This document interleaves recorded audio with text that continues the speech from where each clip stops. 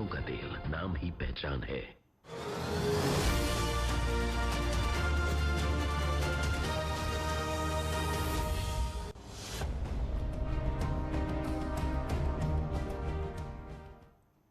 नमस्कार, स्वागत है आप सभी का। मैं हूं आपके साथ मनु तेवतिया। शुरुआत कर रहे हैं बड़ी खबर के साथ। लखनऊ में हो रही 56वीं all India DGP IGP conference में प्रधानमंत्री नरेंद्र मोदी और गृह मंत्री अमित शाह आज पूरा दिन मौजूद रहे।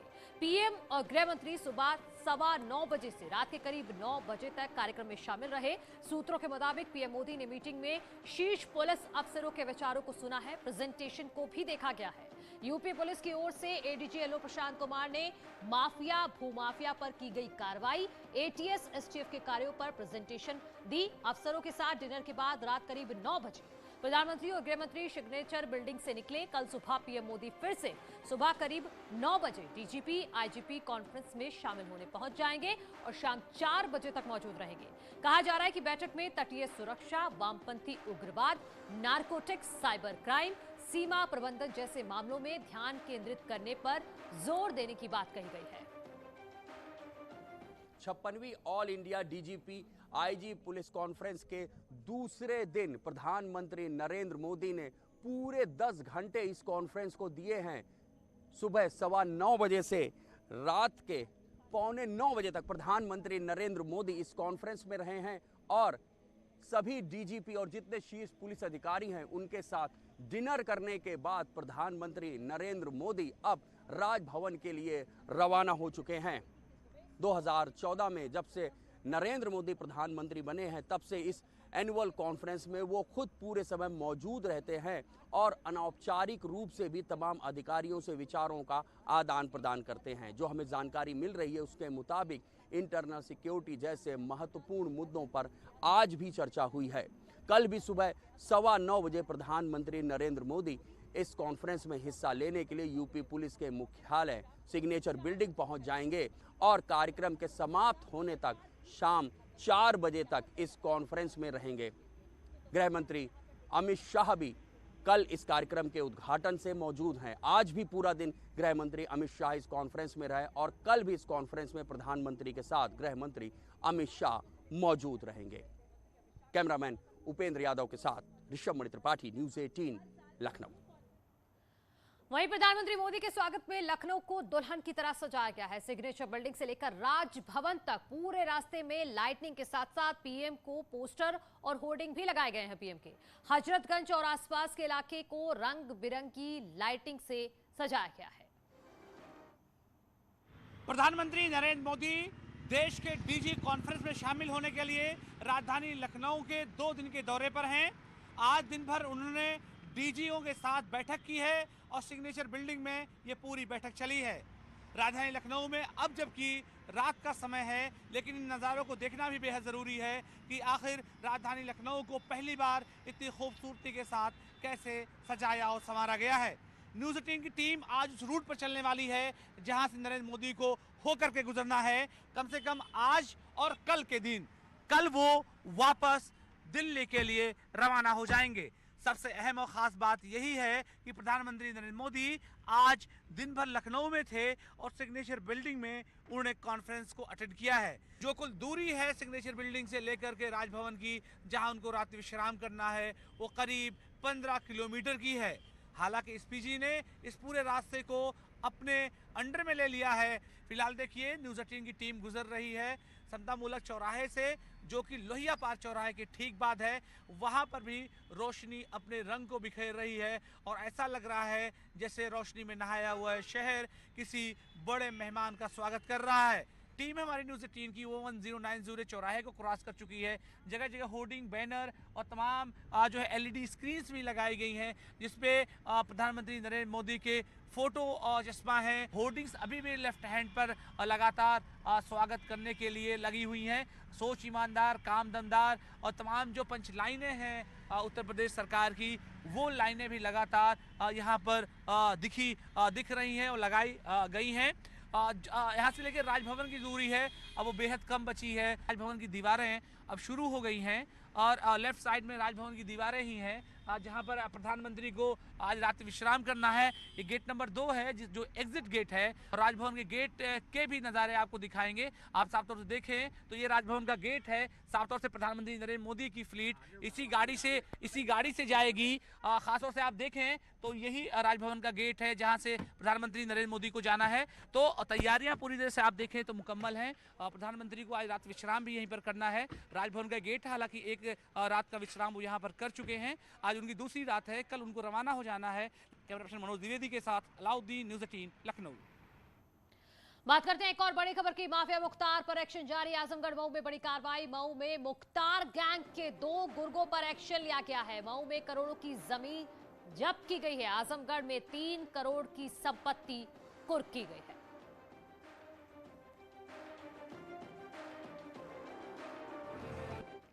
इंटरस्टेट गैंग IS 191 के गैंग लीडर मुख्तार अंसारी, जिसके विरुद्ध जनपद आजमगढ़ के थाना तरवा पर FIR नंबर 160/20 31 गैंगस्टर एक्ट के तहत मुकदमा पंजीकृत किया गया था।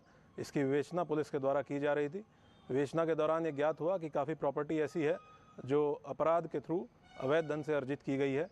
इसी के क्रम में लखनऊ स्थित एक प्रॉपर्टी जिसका लगभग 194 वर्ग मीटर की प्रॉपर्टी है और जिसकी वर्तमान में मार्केट वैल्यू लगभग 3 करोड़ की है, इसके संबंध में पुलिस के द्वारा जानकारी की गई।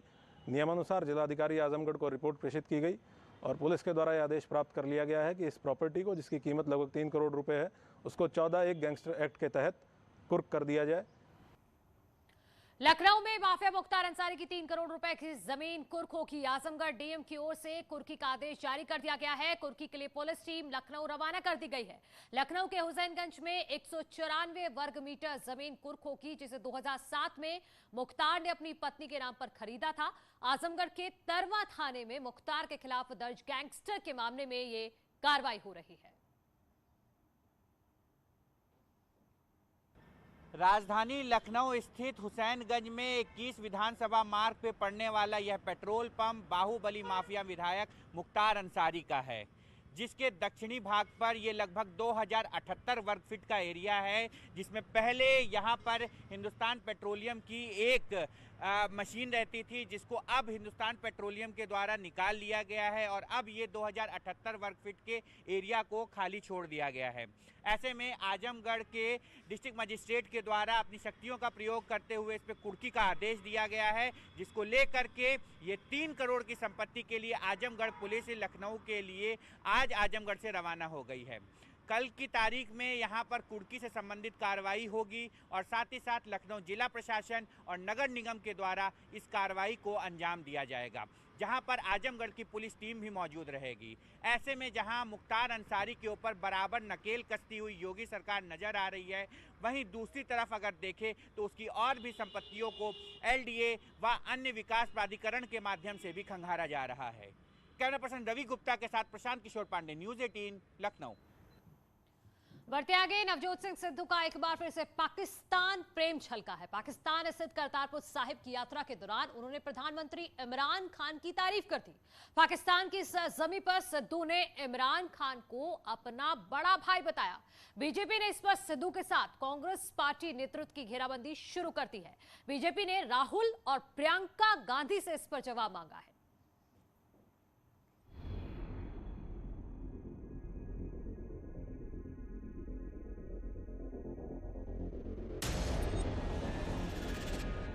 पूर्व क्रिकेटर और पंजाब कांग्रेस अध्यक्ष नवजोत सिंह सिद्धू अपने बयानों के चलते आए दिन विवादों में रहते हैं। करतारपुर साहिब की यात्रा में पाकिस्तान पहुंचे नवजोत सिंह सिद्धू एक बार फिर से विवादों में फंस गए हैं। उनके स्वागत में पहुंचे पाकिस्तान अफसरों से बातचीत के दौरान उन्होंने पाकिस्तान के PM इमरान खान को अपना बड़ा भाई बताया और कहा कि इमरान ने मुझे बहुत प्यार दिया है। सिद्धू करतारपुर में गुरुद्वारा दरबार साहिब के दर्शन करने के लिए गुरुदासपुर के डेरा बाबा नानक स्थित करतारपुर कॉरिडोर के चेक पोस्ट पर पहुंचे थे। इस दौरान सिद्धू के साथ उनके कुछ करीबी नेता भी मौजूद थे। On behalf of prime minister साहब, ऑनर के पाकिस्तान सबकी तरफ से आपको खुशामदीद। मेरा बड़ा भाई, वेरी वार्म, मेरा बड़ा भाई, उसमें बहुत प्यार। We have been waiting for this day for so long. Honour, very warm welcome. Thank you, God bless. Thank you, I am honoured. ये पहला मौका नहीं है जब सिद्धू ने इमरान खान की तारीफ की है। 2018 में इमरान खान के शपथ ग्रहण समारोह के दौरान भी उन्होंने तारीफों के पुल बांधे थे और पाकिस्तान आर्मी चीफ जनरल कमर बाजवा के गले भी मिले थे। पाकिस्तान की इमरान खान सरकार ने दोनों देशों के बीच सिख तीर्थ स्थल करतारपुर साहिब का कॉरिडोर खोलने में सिद्धू की भूमिका की तारीफ की थी। दोनों नेता एक दूसरे से दोस्ती की बात हमेशा स्वीकार करते आए हैं। अब सिद्धू के ताजा इमरान और पाकिस्तान प्रेम पर बीजेपी ने कांग्रेस को घेरना शुरू कर दिया है। बीजेपी नेताओं ने सिद्धू के बहाने राहुल और प्रियंका को निशाना बनाया। बीजेपी प्रवक्ता संबित पात्रा ने कहा कि क्या प्रियंका और राहुल इस पर जवाब देंगे। नवजोत सिंह सिद्धू कांग्रेस पार्टी के दिग्गज नेता, कांग्रेस पार्टी के पंजाब के अध्यक्ष पाकिस्तान जाएं और इमरान खान के लिए महिमा मंडन ना करें, इमरान खान के लिए कुछ अच्छा ना कहें, पाकिस्तान की स्तुति ना करें, ऐसा हो नहीं सकता है। वही हुआ। आज नवजोत सिंह सिद्धू ने इमरान खान को बड़े भाई कह के संबोधित किया और इसी बीच प्रयागराज से इस वक्त की बड़ी खबर आ रही है। महंत नरेंद्र गिरी ने सुसाइड किया। सीबीआई जांच में सुसाइड की बात सामने आई है। सीबीआई ने कोर्ट में दायर की है चार्जशीट। महंत नरेंद्र गिरी ने सुसाइड किया है, ये सीबीआई का कहना है। सीबीआई जांच में हत्या की आशंका नहीं। सीबीआई चार्जशीट में सुसाइड की बात कही गई है। सीजेएम कोर्ट में दाखिल की गई है चार्जशीट सीबीआई की तरफ से। 20 सितंबर को नरेंद्र गिरी का शव मिला था। प्रयागराज में पंखे से लटका मिला था नरेंद्र गिरी का शव। तो इस वक्त की बड़ी खबर हम आपको बता रहे हैं। सीबीआई ने जो कोर्ट में चार्जशीट दाखिल की है उसमें सीबीआई ने कहा है कि कोई भी सबूत नहीं मिला है और जो सुसाइड नोट पाया गया था मौके से वो असली पाया गया है। यानी कि पता चल रहा है कि सीबीआई की जो चार्जशीट है उसके मुताबिक कि महंत नरेंद्र गिरी ने सुसाइड किया था।